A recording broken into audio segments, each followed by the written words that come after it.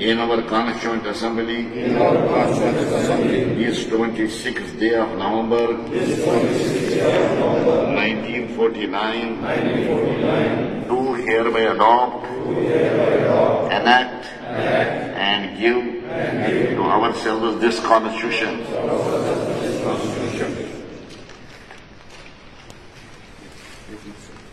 Jana Gana Mana Adhinayaka